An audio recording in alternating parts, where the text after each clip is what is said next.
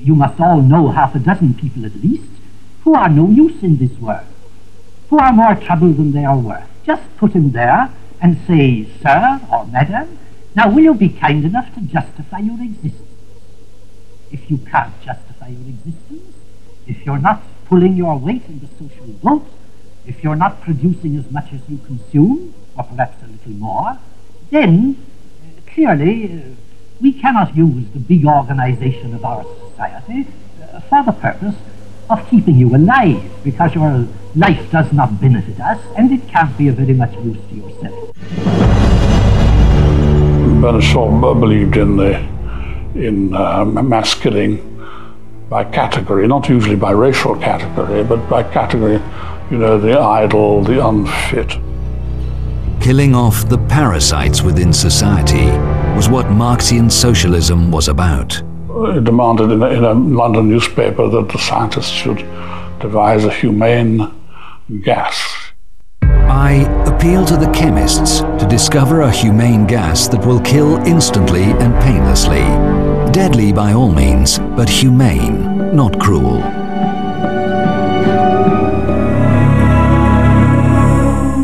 After 10 years, such gas will be discovered.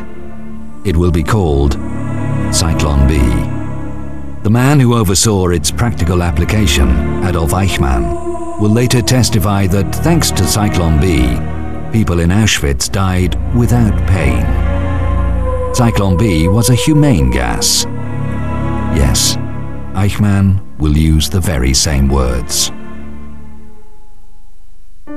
It must be said, though, that Bernard Shaw, as well as the left in general, fundamentally opposed Nazism, because Hitler had distorted Marxism beyond recognition.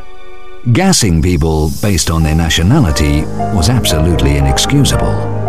The selection should be based on class. Hitler got it all wrong. Absolutely different people needed to be killed. The only true Marxist country on earth was the Soviet Union.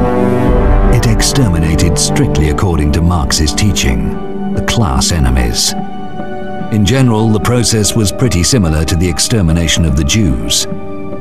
First, the victims were ridiculed and publicly humiliated. And then they were killed. Millions of them.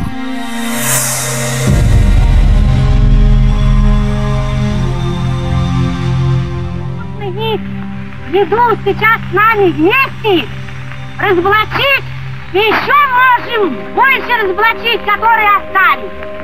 Никто не стесняйтесь, не бойтесь.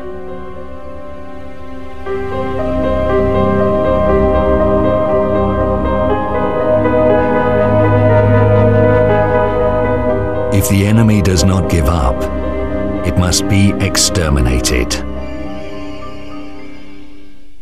В 30-е годы была заведена отработана вся эта технология расстрелов и убийств.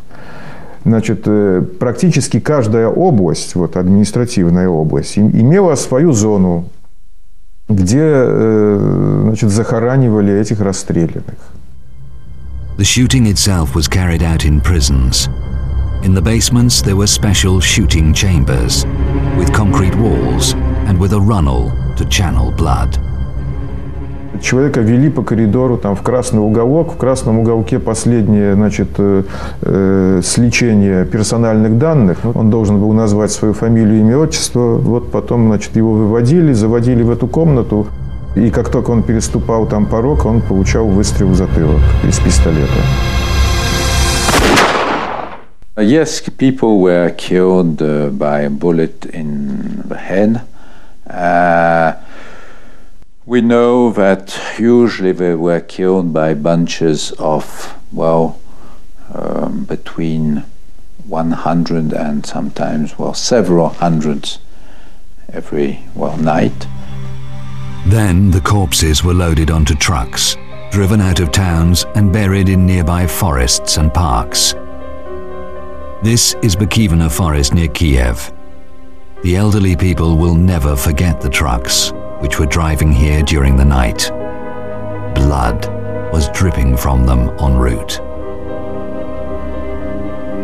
Only after 50 years the relatives were allowed to come here. They created this memorial where monuments are trees. Each tree in this forest is banded with a scarf in memory of the innocent victims who were brutally murdered and dumped into mass graves here.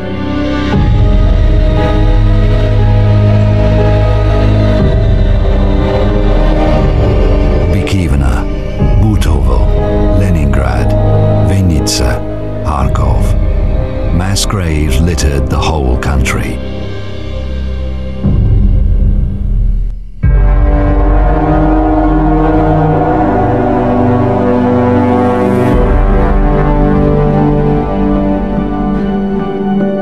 A whole generation of children lost their parents and became homeless, or so-called besprisonnia. Millions of them were begging for bread in the streets of Soviet cities. It was an embarrassing sight, especially if foreign friends came to visit Moscow. And Stalin tackled this problem. Stalin authorized in the middle of the 30s, because there was this problem of besprisonnier, he authorized the children to be shot from the age of 12.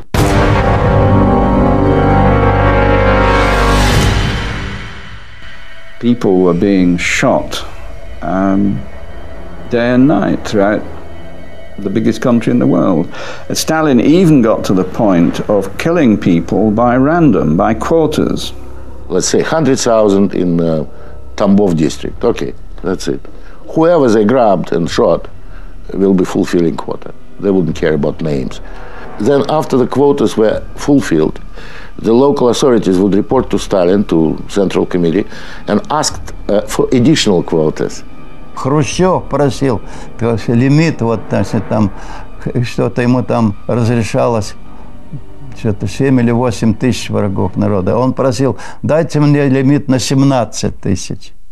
An additional quota will be given, and after fulfilling, they would again ask for additional quota, and so it will go in circles. It was like mincemeat machine, you know, it was just killing and killing and killing. Сталин, как человек, у которого весь в крови, я все это видел, его резолюции, когда пачками он подписывал вместе с Молотовым, Ворошиловым, Кагановичем, Ждановым. Это самая пятерка была инициативная. Молотов всегда добавлял заменить 10 лет на расстрел. Пачки.